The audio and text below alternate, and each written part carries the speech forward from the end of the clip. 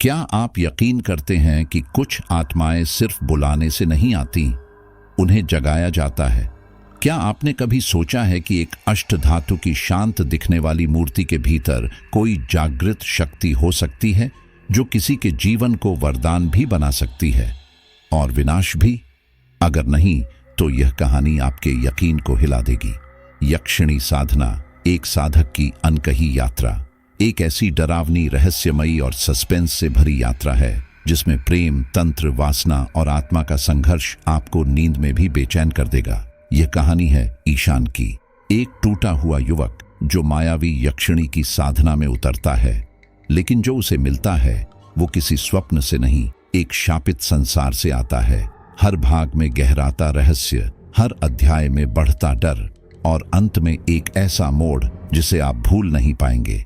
अगर आप असली और कच्ची हॉरर कहानियों के दीवाने हैं तो अभी सब्सक्राइब करें हमारे YouTube चैनल पिशाच को, जहां हर सप्ताह आपके होश उड़ाने वाली डरावनी कहानियां आती हैं। मत भूलिए, अगला शिकार आप भी हो सकते हैं। अब सुनिए ईशान की वो कहानी जो उसने मरकर भी पूरी की। ईशान एक थका हुआ, टूटा हुआ इंसान था। उम्र महज 28 की, लेकिन चेहरा 40 पार का लगता था। शहर की तेज रफ्तार जिंदगी में उसने सपनों के पीछे दौड़ते दौड़ते सब कुछ खो दिया था, नौकरी, पैसे, रिश्ते और अब मन की शांति भी। जब शहर ने उसे निगलने की कोशिश की तो वह चुपचाप अपने गांव रामपुर लौट आया। ये गांव समय के साथ थम गया था, लेकिन ईशान का मन अभी भी भूतकाल की राख में सुलग रहा था। उसे लगता था जैसे हर रात कोई अदृश्य साया उसके सिरहाने बैठा है और कहता है, तू अभी पूरा नहीं टूटा। गांव में लौटे कुछ ही हफ्ते हुए थे कि एक शाम ईशान को पास के शहर जाना पड़ा। काम तो कुछ खास नहीं था, बस गांव से बाहर जाने का बहाना चाहिए था। रात होते होते वह शहर से वापस निकल पड़ा, लेकिन बसें बंद हो चुकी थीं। टेम्पो और रिक्शा सब नदारद थे। चांदनी धुंध में छिपी हुई थी और हवा में अजीब सी नमी थी, मानो कुछ बोलना चाह रही हो। 2 रास्ते थे गांव तक, एक लंबा और सुरक्षित, दूसरा छोटा मगर डरावना, जो सीधे देववन नामक पुराने जंगल से होकर निकलता था। देववन का नाम सुनते ही बच्चे चुप हो जाते थे और बूढ़ों की आंखों में पुरानी कहानियों की परछाइयां उतर आती थीं। पर उस रात ईशान ने तर्क को ठुकरा दिया और डर को अनदेखा कर शॉर्टकट पकड़ लिया। वह पगडंडी पे धीरे धीरे चलता रहा। चारों ओर सन्नाटा ऐसा कि अपने ही कदमों की आहट डराने लगे। पेड़ों की शाखाएं हवा में ऐसे सरसराती जैसे किसी ने कान में कुछ फुसफुसाया हो। तभी अचानक उसकी नजर जंगल के एक पुराने पीपल के पेड़ की ओर गई। वहां हल्की रोशनी चमक रही थी। उसने गौर से देखा, एक आदमी सफेद रंग से बना घेरा लेकर पेड़ के नीचे बैठा था। उसके चारों ओर कई वस्तुएं बिखरी थीं, शराब की बोतल, काले कपड़े, एक काला मुर्गा और एक लोहे की छुरी। आदमी ने अपने सारे कपड़े उतार दिए थे और वह पूरी तरह नग्न अवस्था में बैठा हुआ किसी मंत्र का जाप कर रहा था। मोबाइल की टॉर्च से निकलती रोशनी उसके चेहरे पर पड़ रही थी और वह चेहरा भावहीन, ठंडा और किसी और ही दुनिया का लग रहा था। ईशान स्तब्ध रह गया। कुछ पलों के लिए वह वहीं खड़ा रहा, सांस रोके। फिर किसी अदृश्य डर ने उसे वहां से खींच लिया। वह बिना पीछे देखे भागता चला गया, जब तक गांव के घरों की टिमटिमाती रोशनी उसे नजर नहीं आई। सुबह की पहली किरण के साथ ही उसके मन में एक तूफान उठ चुका था। रात का दृश्य नींद में भी पीछा करता रहा। वह तय कर चुका था, उसे उस आदमी से बात करनी ही होगी। वह जंगल की दिशा में फिर से गया और थोड़ी देर खोजबीन के बाद उस व्यक्ति को गांव के मंदिर के पीछे वाले कुएं के पास बैठा पाया। भाई साहब, ईशान ने धीरे से कहा, कल रात जंगल में आप थे ना? वो आदमी घबरा गया। कौन? क्या मतलब? उसने घबरा कर पूछा। मैंने देख लिया था सब कुछ, आप जो भी कर रहे थे वो साधना थी ना? काफी देर बहस के बाद वह मान गया। उसका नाम गोपाल था और वह वर्षों से एक रहस्यमयी यक्षिणी मायाविनी की साधना कर रहा था। गोपाल ने बताया कि यह कोई आम साधना नहीं थी। यह एक काम आधारित तांत्रिक विद्या थी जिसमें अनुशासन, ब्रह्मचर्य और समर्पण की आवश्यकता होती है। उसकी आवाज कांप रही थी, लेकिन आंखों में एक गहराई थी, जैसे उसने कुछ ऐसा देखा हो जो इंसानों के देखने लायक न हो। ईशान उस रहस्य की ओर खींचने लगा जैसे किसी ने उसके कान में धीरे से फुसफुसाया हो। तेरे जीवन का उद्देश्य यही है क्या? क्या ये साधना मुझे भी बदल सकती है? ईशान ने पूछा। गोपाल कुछ देर चुप रहा, फिर बोला, ये रास्ता आसान नहीं है। ये आग का दरिया है और इसमें उतरने के बाद लौटना संभव नहीं। ईशान ने हाँ में सिर हिला दिया। गोपाल उसे अपने गुरु तांत्रिक अमरनाथ के पास ले गया। अमरनाथ एक वृद्ध लेकिन तेज दृष्टि वाले साधु थे जो गांव से दूर एक सुनसान खेत की झोपड़ी में रहते थे। वहां पहुंचते ही ईशान को लगा जैसे किसी और ही आयाम में प्रवेश कर गया हो। झोपड़ी के चारों ओर राख से बनी लकीरें, दरवाजे पर उल्टे त्रिशूल के निशान और अंदर से आती धूप गुग्गुल की महक। अमरनाथ ने ईशान को सिर से पांव तक देखा, बिना पलक झपकाए। फिर धीमे स्वर में बोले, तू भटका हुआ है लेकिन खाली नहीं। तेरे भीतर एक आग है, मायाविनी तुझे देख रही है। ईशान को जैसे कुछ महसूस हुआ। उसकी रीढ़ की हड्डी में एक ठंडी लहर दौड़ गई। अगर साधना करनी है, अमरनाथ बोले, तो पहले शिव और दुर्गा के 2 लाख जाप कर। जब तक तू खुद को खाली नहीं करेगा, कोई देवी तुझ में प्रवेश नहीं करेगी। ईशान बिना एक शब्द बोले वहां से लौटा। उसका संकल्प दृढ़ हो चुका था। गांव में एक अलग कोठरी बनवाई साधना के लिए। घर वालों से कहा कि वह ध्यान और पूजा में समय बिताएगा। दिन भर खेतों में काम करता और रात को मंत्र जाप करता। धीरे धीरे उसने खुद को दुनिया से काट लिया। पुराने दोस्त, रिश्तेदार, यहां तक कि मोबाइल भी त्याग दिया। उसके कमरे में अब बस अगरबत्तियों की महक, दिए की लौ और लगातार गूंजता जाप था। AUM नमः शिवाय, AUM ह्रीं क्लीं चामुंडाय विच्छे। लेकिन कुछ तो बदल रहा था। रातों को अब अक्सर उसे ऐसा लगता कि कमरे में अकेला नहीं है। खिड़कियों से कोई परछाई झांकती है। दिए की लौ बिना हवा के कांप जाती है। एक रात जब वह जाप कर रहा था तो उसे लगा जैसे उसकी गर्दन के पास किसी ने हल्के से सांस ली हो। वो डर गया पर छोड़ न सका। एक दिन उसकी मां ने देखा, उसकी आंखें अंदर ढसी हुई थीं, चेहरे पर खून के धब्बे थे, पर ईशान हंस रहा था जैसे उसे कोई रहस्य झांत हो गया हो। गांव में अब उसके बारे में फुसफुसाहटें शुरू हो गई थीं। ईशान पागल हो गया है, उस पर कुछ साया है। पर ईशान के लिए यह बस शुरुआत थी। साधना की छठी रात जब आसमान में बादल गरज रहे थे और बिजली चमक रही थी, तो ईशान को सपने में एक स्त्री की छाया दिखी। लंबी काली केशराशि, लाल आंखें और रक्त में डूबा चेहरा। वह धीरे धीरे उसकी ओर झुकी और कान में कहा, साधना शुरू हो गई है पर कीमत चुकानी होगी। ईशान का शरीर पसीने से भीग गया। नींद खुली तो देखा दिया बुझा हुआ था, पर उसके होंठों पर किसी के चुंबन का स्वाद बाकी था। वह कांप रहा था, पर उसके चेहरे पर पहली बार मुस्कान थी। ईशान की साधना अब 14वें दिन पर पहुंच चुकी थी। पिछले 13 दिन उसने जैसे तैसे काटे थे। हर दिन मंत्र जाप, हर रात एक अदृश्य डर के साथ नींद। वह अब इतना थक चुका था कि कई बार मन करता कि छोड़ दे सब कुछ, लेकिन उसके अंदर एक अदृश्य शक्ति थी जो उसे खींचे लिए जा रही थी, जैसे कोई कह रहा हो, थोड़ा और, बस थोड़ा और। 14वें दिन की रात अजीब सी थी। हवा में ठंडक थी, लेकिन उसके कमरे का वातावरण गर्म और भारी लग रहा था। दिया मंद पड़ रहा था और अगरबत्ती की खुशबू अब एक अजीब सी गंध में बदल चुकी थी, जैसे गुलाब और रक्त की मिलीजुली सुगंध। ईशान मंत्र जाप कर रहा था, तभी उसे लगा जैसे उसके पीछे कोई खड़ा है। उसने झटके से पीछे देखा, कोई नहीं था, पर उस क्षण एक तेज सी सनसनी उसकी गर्दन से लेकर पीठ तक दौड़ गई, मानो किसी ने उंगलियों से उसे हल्के से छुआ हो। उस रात जब वह सोया तो पहली बार उसे लगा जैसे बिस्तर पर कोई और भी है, जैसे कोई स्त्री उसके बगल में लेटी हो। सांसों की गर्माहट, बालों की महक और छाती पर हल्की हल्की थापें, यह सब कुछ इतना वास्तविक लग रहा था कि वह हड़बड़ाकर उठ बैठा। लेकिन कमरे में कोई नहीं था। दिया बुझ चुका था, खिड़कियों के पर्दे बिना हवा के हिल रहे थे और बाहर कुत्तों के भौंकने की आवाज दूर से आ रही थी। क्या यह सब मेरा वहम है? ईशान ने खुद से पूछा, लेकिन उसका शरीर उस छुअन को अब भी महसूस कर रहा था। अगले कुछ दिनों में अनुभव और भी गहरे होते चले गए। रात को जब वह साधना करता तो उसे महसूस होता जैसे कमरे की हवा अचानक भारी हो जाती है। पायल की मध्यम सी आवाज आती, कभी किसी कोने से धीमी सी हंसी सुनाई देती। यह सब डरावना तो था, लेकिन अजीब तरह से मोहक भी। ईशान अब डर से भागता नहीं था, वह रुक कर सुनता था, महसूस करता था और हर दिन मायाविनी की उपस्थिति को अपने अंदर गहराई से स्वीकार करता जा रहा था। एक रात जब उसकी तबीयत बहुत खराब थी, तेज बुखार, शरीर दर्द से कांप रहा था, तब भी उसने साधना नहीं छोड़ी। वह थका हुआ था, लेकिन उसने हिम्मत की और जाप करता रहा। उसके शरीर से पसीना बह रहा था, लेकिन मंत्र की लय टूटने नहीं दी।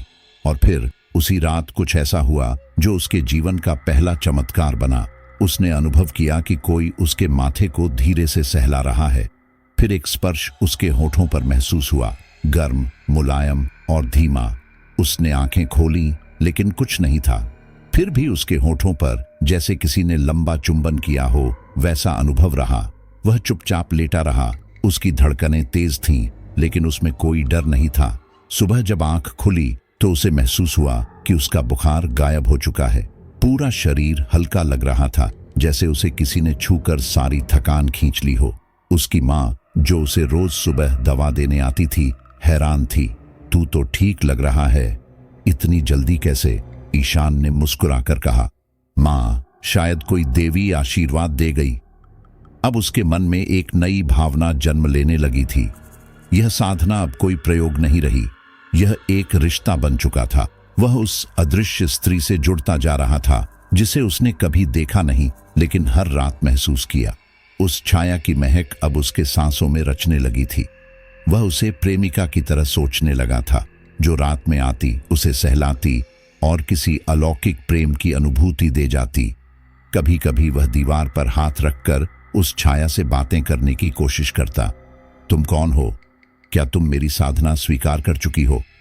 जवाब में कोई आवाज नहीं आती थी, लेकिन हवा की सरसराहट से ऐसा लगता था जैसे कोई उसे सुन रहा हो। उसका कमरा अब साधना कक्ष नहीं, बल्कि एक द्वार बन चुका था, जहां से परलोक की एक शक्ति धीरे धीरे प्रवेश कर रही थी। पड़ोसी कहने लगे थे कि ईशान के कमरे से अजीब सी खुशबू आती है और रात को कभी कभी हंसी की आवाज भी। माँ को चिंता सताने लगी थी, लेकिन ईशान के चेहरे पर जो तेज और संतुलन आ गया था, उसने उन्हें चुप करा दिया। इस भाग में ईशान का डर धीरे धीरे आकर्षण में बदलता है। मायाविनी अब सिर्फ एक कल्पना नहीं रही, वह अब उसकी हड्डियों, उसकी सांसों और उसकी इच्छाओं में समा चुकी थी। और ईशान अब वापस लौटने के रास्ते से बहुत आगे निकल चुका था। ईशान की साधना अब एक नए स्तर पर पहुंच चुकी थी। हर रात उसे कुछ न कुछ महसूस होता, कभी किसी का स्पर्श, कभी पायल की झंकार, कभी किसी स्त्री की धीमी हंसी। वह अब डरता नहीं था, बल्कि उन अनुभवों में खोने लगा था। उसे लगने लगा था कि उसकी साधना अब सफल होने वाली है, मायाविनी अब अधिक दूर नहीं है। और फिर एक रात जब दिया बुझ चुका था और उसके होठों पर मंत्रों की लय थम चुकी थी, वह नींद में डूबा और सपनों का एक द्वार खुल गया। उसने देखा कि वह एक धुंधले जंगल में खड़ा है, चारों ओर कुहासा फैला हुआ है। सामने से एक औरत आ रही है, सफेद वस्त्रों में, खुले लंबे बाल, आंखों में गहराई और होठों पर मुस्कान। वह कुछ बोलती नहीं, लेकिन उसकी आंखों में ऐसा आकर्षण था कि ईशान खुद को रोक न सका। वह स्त्री उसके पास आई, उसका हाथ थामा और कहा, मैं वही हूं जिसकी साधना कर रहे हो, चलो तुम्हें कुछ दिखाना है। सपने में ही वह उसे गांव के पुराने उजाड़ पड़े तालाब तक ले गई। तालाब पर धुंध छाई थी, पानी काला और ठहरा हुआ लग रहा था। यक्षिणी ने तालाब की ओर इशारा किया और कहा, नीचे उतर जाओ, वहां तुम्हारे लिए कुछ है। ईशान ने उसे देखा। उसकी आंखें चमक रही थीं, मानो पानी के नीचे कोई बहुत बड़ा रहस्य छुपा हो। उसने बिना सवाल किए छलांग लगाई और तभी उसकी नींद खुल गई। वह पसीने से भीगा हुआ था, सांसें तेज, दिल की धड़कन तेज। लेकिन उस सपने ने उसके मन में एक बेचैनी पैदा कर दी थी। अगली सुबह वह खुद को रोक न सका। वह उसी तालाब की ओर निकल पड़ा जिसे वह वर्षों से भूल चुका था।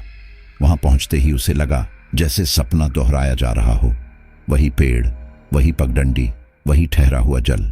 बिना सोचे समझे वह तालाब के किनारे खड़ा हुआ और भीतर झांका।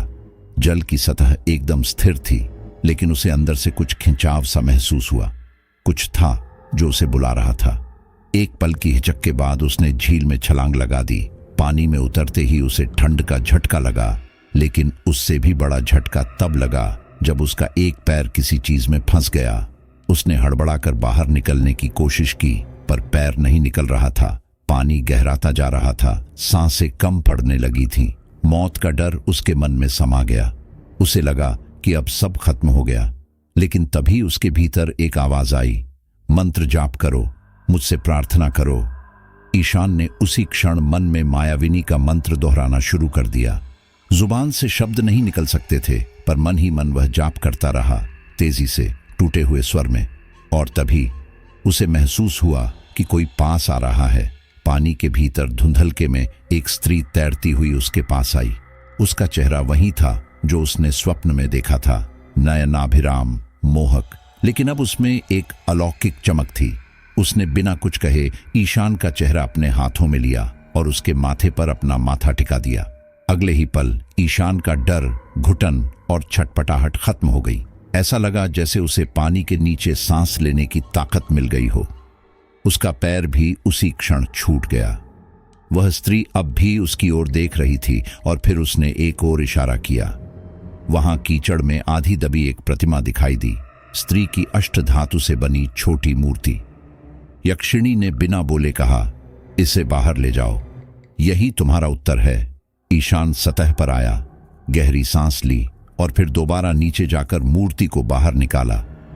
वह प्रतिमा लगभग 1 किलो वजनी थी, लेकिन उसे ऐसा लग रहा था जैसे उसने कोई जीवनदायिनी शक्ति अपने हाथों में ले ली हो। उस मूर्ति को देखते ही उसके मन में एक कंपन सा हुआ, जैसे भीतर से कोई गूंज रही हो। जब वह मूर्ति को लेकर किनारे आया तो अचानक उसे झाड़ियों के पास एक लड़की दिखी, असली, इंसानी। वह मोबाइल से कुछ रिकॉर्ड कर रही थी। उसकी आंखें बड़ी थीं और जैसे ही उसने ईशान को देखा वह मुस्कुरा दी। ईशान हैरान था, यह संयोग था या योजना? लड़की धीरे धीरे आगे आई और बोली, आप कुछ ढूंढ रहे थे क्या? ईशान ने सिर हिलाया। उसकी नजर अब भी मूर्ति पर थी। लड़की ने फिर मुस्कुराकर कहा, मुझे इस तालाब के पास अजीब अजीब चीजें महसूस होती हैं। लगता है इस जगह पर कुछ खास है। ईशान कुछ नहीं बोला। उसने मूर्ति को अपनी शर्ट में लपेटा और वापस गांव की ओर निकल पड़ा। लेकिन उस दिन उसके भीतर कुछ बदल चुका था। उसकी आंखों में आत्मविश्वास लौट आया था, चाल में स्थिरता थी और दिल में एक रहस्य छुपा हुआ था। उस रात जब वह घर लौटा तो उसने पहली बार मूर्ति को अगरबत्ती और दिया दिखाकर पूजा की, और जैसे ही मंत्रों की ध्वनि कमरे में गूंजी, हवा में फिर वही गुलाब और रक्त की मिलीजुली सुगंध भर गई। खिड़की अपने आप खुल गई और हल्की हवा ने दिया हिलाया, मानो कोई फिर से वहां आ गया हो। तालाब की घटना के बाद ईशान का जीवन जैसे किसी नई दिशा में मुड़ गया था। अष्टधातु की स्त्री मूर्ति उसके घर के पूजन कक्ष में रखी गई थी और उसकी साधना अब एक अलौकिक गति पकड़ चुकी थी। रोज रात मंत्रों के उच्चारण के साथ वह रहस्यमयी गंध कमरे में फैल जाती थी और कभी कभी हल्के स्पर्श या धीमी हंसी उसे यकीन दिला देते थे कि मायाविनी अब उससे दूर नहीं। उसकी दिनचर्या अब स्थिर हो गई थी, साधना, पूजा, ध्यान और शांत जीवन। लेकिन यही शांति अधिक देर तक टिक न सकी। गांव में एक बड़े किसान की बेटी की शादी थी। पूरा गांव रोशनी से सजा था, ढोल, नाच और खाने की महक हर तरफ थी। इसी शादी में ईशान की मुलाकात हुई काव्या से, एक शहरी लड़की जो अपने रिश्तेदारों के साथ आई थी। काव्या अलग थी, आधुनिक, चंचल और अपने चारों ओर आकर्षण का घेरा ली। जब उसकी आंखें पहली बार ईशान से मिलीं, तो कुछ पल के लिए जैसे समय थम गया। ईशान अब तक साधना के कारण स्त्री संपर्क से दूर रहा था, लेकिन काव्या की हंसी, उसकी बातों की मिठास और उसका खुला व्यवहार धीरे धीरे ईशान के तप को पिघलाने लगा। शादी के अगले ही दिन उन्होंने एक दूसरे से मोबाइल नंबर साझा किए और बातों का सिलसिला शुरू हो गया। पहले दिन में 2 बार, फिर दिन भर message, call, video chat. Ishaan अब मायाविनी के बजाय काव्या के सपनों में जीने लगा। धीरे धीरे साधना की नियमितता टूटने लगी, मंत्रों का जाप अधूरा छूटने लगा। अगरबत्तियां जलती तो थीं, लेकिन अब कमरे में वह रहस्यमयी गंध नहीं फैलती थी। मूर्ति की आंखें अब निस्तेज लगती थीं और दिए की लौ भी स्थिर रहने लगी थी। ईशान को यह महसूस तो होता था, लेकिन वह इसे नजरअंदाज करता रहा। वह सोचता, मैं अब साधना के पार चला आया हूं, अब मुझे सब मिल गया है। एक दिन काव्या और ईशान गांव से बाहर एक खेत में घूमने गए। दोपहर का समय था। हवाओं में एक अजीब सी गुनगुनाहट थी। दूर तक कोई दिखाई नहीं दे रहा था। कुछ ही देर में बातें, हंसी और फिर धीरे धीरे वह क्षण आया जब काव्या ने ईशान को चूमा। ईशान ने उसे गले लगा लिया और कुछ देर बाद दोनों के बीच वह संबंध बन गया जिसकी साधना में मनाही थी। उस रात जब ईशान घर लौटा तो उसे एक अजीब बेचैनी महसूस हुई। कमरे की हवा भारी लग रही थी। दिया बार बार बुझ रहा था। मूर्ति की आंखें अब भी बंद लग रही थीं, मानो वह उस पर क्रोधित हो। ईशान ने ध्यान भंग करते हुए सोने की कोशिश की, लेकिन नींद आने से पहले ही बाहर से एक अजीब आवाज सुनाई दी, किसी जानवर के गुर्राने की। उसने खिड़की खोली तो देखा एक काला कुत्ता घर के आंगन में घूर रहा था। ईशान ने बाहर निकलने की भूल कर दी। अंधेरे में कदम रखते ही उसका पैर उस कुत्ते की पूंछ पर पड़ गया और पल भर में वह कुत्ता भौंकता हुआ उसकी टांग में काट खा गया। खून बहने लगा। दर्द असहनीय था।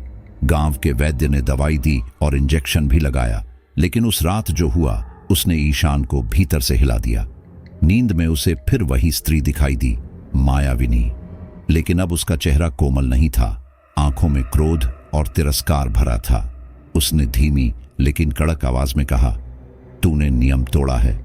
ब्रह्मचर्य मेरी पहली शर्त थी। अब मैं तुझसे कभी सिद्ध नहीं हो सकती। ईशान चिल्लाकर उठा। उसका शरीर पसीने से भीग चुका था और आंखें डरी हुई थीं। वह मूर्ति के सामने बैठ गया, हाथ जोड़कर रोने लगा। माफ कर दो, मैं भटक गया था। मैं अब भी तुम्हारा हूं। लेकिन कमरे में अब कोई उपस्थिति नहीं थी। वह हवा, वह गंध, वह छुअन्न, सब कुछ गायब हो गया था। अगले दिन वह गुरु अमरनाथ के पास गया। गुरु ने एक नजर में सब समझ लिया। उन्होंने सिर हिलाया और कहा, जिसने ब्रह्मचर्य त्याग दिया उसकी साधना वहीं समाप्त हो जाती है। अब मायाविनी तुझसे दूर हो चुकी है बेटा। ईशान की आंखों में ग्लानि भर आई। उसे ऐसा लग रहा था जैसे उसने किसी देवी का विश्वास तोड़ा हो, जैसे कोई अलौकिक रिश्ता जो अब तक अदृश्य डोर से बंधा था एक झटके में टूट गया हो।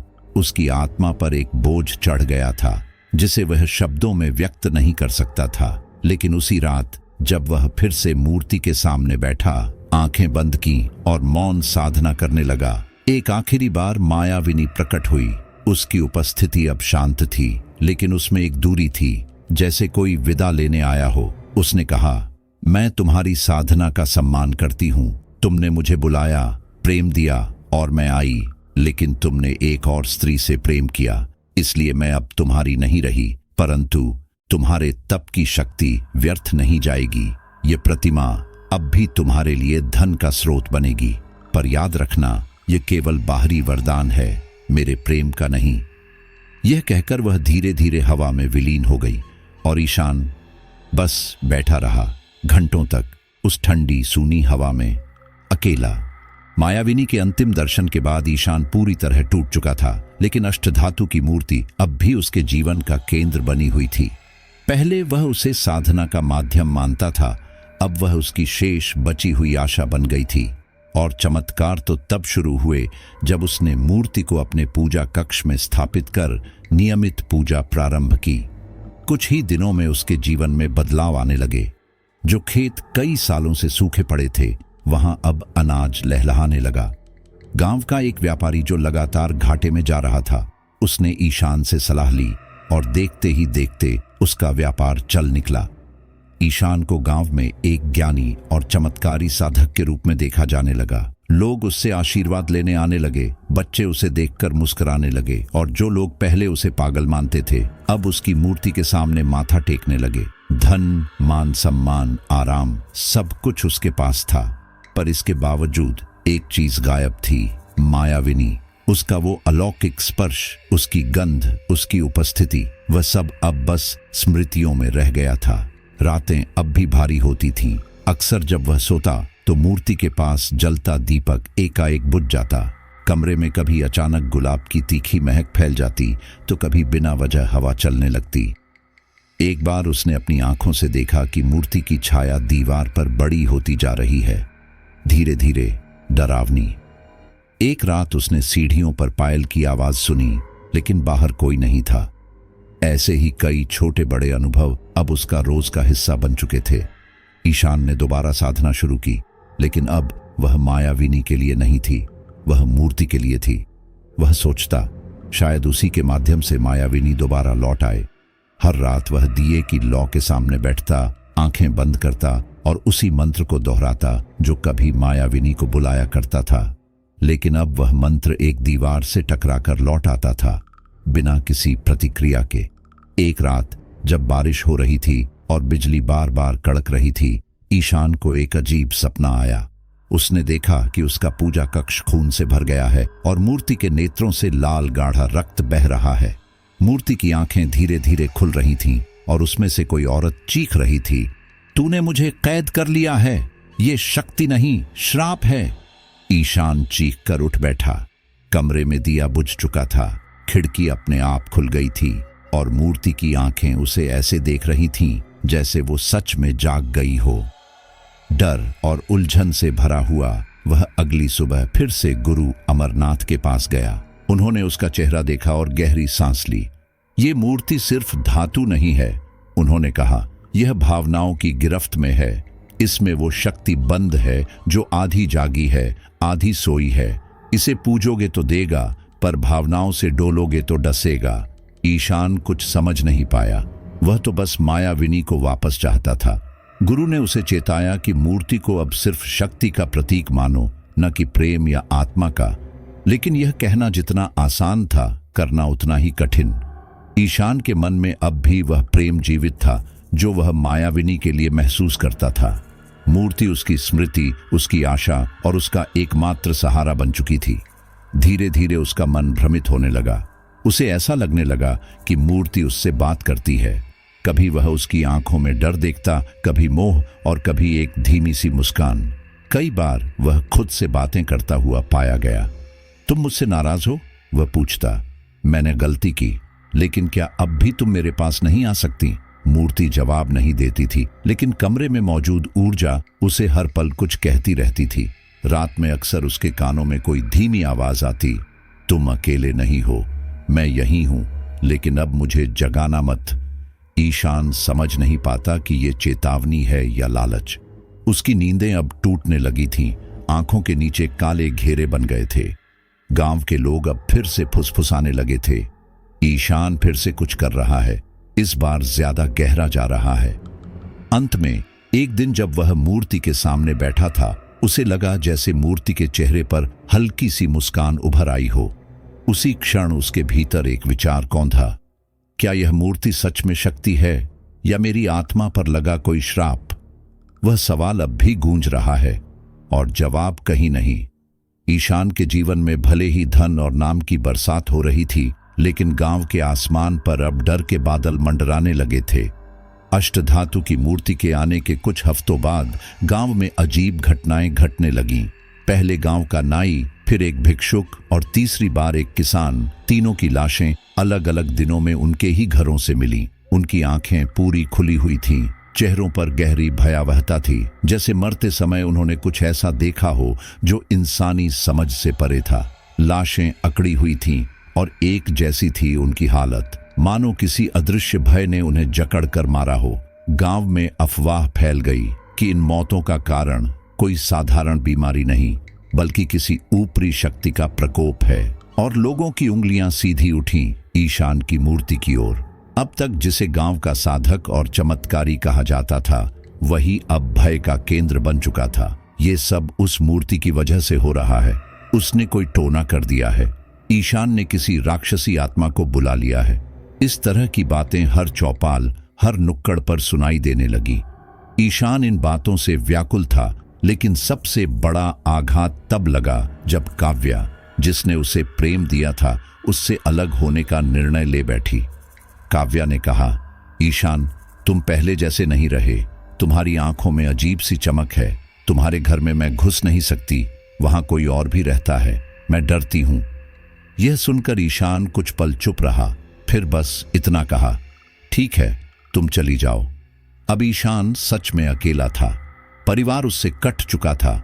गांव वाले उसकी झोपड़ी के पास से गुजरने से भी डरते थे और प्रेम भी साथ छोड़ चुका था। वह दिन भर मूर्ति के सामने बैठा रहता, कभी मंत्र पढ़ता, कभी मूर्ति से बातें करता। तुमने मुझे सब दिया, अब क्या चाहते हो? कई बार रात को वह खुद को मूर्ति के पास रोते हुए पाता। वह इंसान से ज्यादा अब एक साया बन चुका था। एक रात जब हवा बेहद शांत थी और आकाश काले बादलों से ढंका था, ईशान मंत्रों के बीच झपकियां ले रहा था। तभी एक धीमी आवाज आई, धड़ धड़। उसने आंखें खोली और देखा, मूर्ति अपने आप हिल रही थी, धीरे धीरे लेकिन स्पष्ट रूप से। उसकी आंखों में चमक आ गई थी, जैसे कोई अंदर से जाग गया हो। कमरे में फिर से वह जानी पहचानी गुलाब और रक्त की मिलीजुली गंध फैल गई और तभी दिए की लौ बिना हवा के भभक उठी। ईशान समझ गया, मायाविनी लौट आई है, लेकिन यह वापसी वैसी नहीं थी जैसी उसने चाही थी। अब मायाविनी एक चेतावनी थी, एक संकेत कि उसने जो खोया है वह शायद कभी वापस न आए। मूर्ति अब उसे बुला नहीं रही थी, वह उसे खींच रही थी। एक रात सपने में उसने देखा कि मूर्ति की आंखों से काले आंसू बह रहे हैं और पीछे एक डरावनी आवाज कह रही है, तू अब मेरा है, सिर्फ मेरा। गांव में डर और अफवाहें अब इतनी बढ़ गई थीं कि गांव के बुजुर्गों ने एक पुराने तांत्रिक भैरवनाथ को बुलाने का निर्णय लिया। भैरवनाथ एक बूढ़ा लेकिन तेज आंखों वाला आदमी 3 दिन बाद गांव पहुंचा। उसके आते ही गांव में जैसे हवा बदल गई। उसने ईशान के घर के चारों ओर काले धागों और नींबू मिर्च की माला टांगी, फिर मूर्ति के सामने बैठकर आंखें बंद की। कुछ पल शांति रही, फिर उसने आंखें खोली और गंभीर स्वर में कहा, यह कोई साधारण मूर्ति नहीं है, यह एक बंदी आत्मा का बर्तन है। इसमें शक्ति नहीं, बंधन है। इसकी पूजा नहीं होनी चाहिए, इसे मुक्त किया जाना चाहिए। अगर इसे समय रहते वापस न किया गया तो इसका अगला शिकार वही होगा जिसने इसे जगाया है। ईशान का चेहरा सफेद पड़ गया, उसके कानों में शब्द गूंज रहे थे, अगला शिकार वही होगा। भैरवनाथ ने उसे 2 विकल्प दिए, या तो मूर्ति को किसी पवित्र जल में विसर्जित कर दो, या इस शक्ति को पूरी तरह से आत्मसात कर लो, जिसकी कीमत तुम्हारा अस्तित्व होगा। तू तय कर, जीवन या परलोक। उस रात पहली बार ईशान को अपने जीवन का डर सताया। उसने उस मूर्ति को देखा जो अब भी स्थिर बैठी थी, लेकिन उसकी परछाई दीवारों पर नाच रही थी। उसने हल्के स्वर में कहा, क्या तुम सच में मुझसे सब छीन लोगी? दिए की लौ कांपी और कमरे में एक धीमा स्वर गूंजा, तुमने मुझे जगाया है, अब मैं सो नहीं सकती। ईशान अब टूट चुका था, भावनाओं से, सामाजिक संबंधों से और आत्मा से भी। गांव उसे त्याग चुका था, काव्या उसे भूल चुकी थी और मूर्ति अब उसके जीवन की केंद्रक बन चुकी थी। एक ऐसी शक्ति जो अब वरदान नहीं, एक अनकहा बंधन बन चुकी थी। तांत्रिक भैरवनाथ की चेतावनी उसके मन में गूंज रही थी, या तो मुक्त कर या खुद मिट जा। और उसी रात ईशान ने निर्णय लिया, वह आखिरी बार प्रयास करेगा, आखिरी बार मायाविनी से सिद्धि प्राप्त करने की कोशिश करेगा, चाहे उसकी कीमत जान ही क्यों न हो। इस बार वह किसी मंदिर या घर के पूजा कक्ष में नहीं गया, वह सीधे गांव से दूर स्थित पुराने शमशान घाट की ओर बढ़ा, जहां कभी कोई रात को नहीं जाता था। वहां की राख, अधजले काठ और चारों ओर फैला सन्नाटा उसे अपनी ओर खींच रहा था। उसने वहां एक काला घेरा बनाया, कुछ नींबू, लाल कपड़े और पुरानी किताबों में पढ़े अघोरी तंत्र के सामानों को एकत्र किया। अब वह साधक नहीं रहा, अब वह खुद को मिटाने आया था। जैसे जैसे रात गहराती गई, हवा में नमी बढ़ने लगी, चिता की अधूरी राख से गंध उठने लगी और पास के वृक्षों की शाखाएं ऐसी हिल रही थीं मानो कोई अदृश्य ताकत उसके आगमन की तैयारी कर रही हो। ईशान ने आंखें बंद की और मंत्रों का जाप शुरू किया। अब कोई लालच नहीं था, न प्रेम पाने की इच्छा, न धन की भूख, बस एक प्रबल पुकार थी, आओ मायाविनी। एक बार फिर साधना के बीच उसकी चेतना में हर अनुभव तैरने लगा। तालाब की गहराई, यक्षिणी का पहला चुंबन, अष्टधातु की प्रतिमा, काव्या की मुस्कान, कुत्ते का काटना, गुरु अमरनाथ की आंखें, सब कुछ उसकी आंखों के सामने चलचित्र की तरह बह रहा था। और तभी शमशान की राख उड़ने लगी, दिया अपने आप बुझ गया और हवा में एक तीखी गंध फैल गई, गुलाब और राख की। मायाविनी सामने प्रकट हुई, पर अब वह पहले जैसी नहीं थी। उसका चेहरा तेजस्वी था, पर आंखों में करुणा नहीं, ज्वाला थी। शरीर हवा में तैर रहा था और उसकी आवाज गूंज रही थी, ईशान, तू अंत तक आया है, लेकिन मैं अब वो नहीं जो पहले थी। ईशान ने हाथ जोड़ दिए, मुझे तुमसे कुछ नहीं चाहिए, बस एक अंतिम उत्तर। मायाविनी उसके पास आई और बोली, मैं अब परछाई नहीं, अग्नि हूं। अब दो ही मार्ग हैं, या तो सब भूल जा, इस मूर्ति को विसर्जित कर साधारण जीवन जी ले, या मेरे साथ इस शरीर से परे चल, जहां मैं वास्तव में हूं। उसकी आंखें अब धधक रही थीं और उसका स्वर जैसे ईशान की आत्मा को भेद रहा था। ईशान ने कोई उत्तर नहीं दिया, उसने सिर्फ आंखें बंद की और मुस्कुराया। अगले ही पल वह अग्नि के घेरे में प्रवेश कर गया। उसकी चिता बिना आग के जल उठी, कोई तेल नहीं, कोई लकड़ी नहीं, लेकिन ईशान की देह धू धू कर जलने लगी, मानो खुद अग्नि ने उसे स्वीकार कर लिया हो। गांव में अगली सुबह सब कुछ सामान्य था, लेकिन जब लोग शमशान पहुंचे तो उन्होंने वहां एक जली हुई जगह और उसके पास बैठी वही मूर्ति देखी। किसी ने बताया, ईशान नहीं रहा। गांव वालों ने वहां एक छोटी समाधि बनाई और मूर्ति को उसी स्थान पर एक चबूतरे में रख दिया। अब वह स्थान ईशान पीठ के नाम से जाना जाने लगा। समय बीत गया, लोग भूल गए, पर मूर्ति वहीं रही, स्थिर, शांत और प्रतीक्षारत। और फिर एक दिन गांव में एक नया लड़का आया, सुमेर। वह मूर्ति के सामने काफी देर तक बैठा रहा। उसकी आंखों में वही प्रश्न थे जो कभी ईशान की आंखों में थे, क्या तुम सच में हो? मूर्ति की आंखों में हल्की चमक लौटी, चक्र फिर से चल पड़ा है। तो ये थी हमारी आज की कहानी, यक्षिणी साधना, एक साधक की अनकही यात्रा, जहां प्रेम, तंत्र और आत्मा के खेल ने एक इंसान को उस राह पर धकेल दिया जहां से सिर्फ परलोक लौटता है। पर क्या कहानी यहीं खत्म हुई, या वो अष्टधातु की मूर्ति अब भी किसी और को बुला रही है?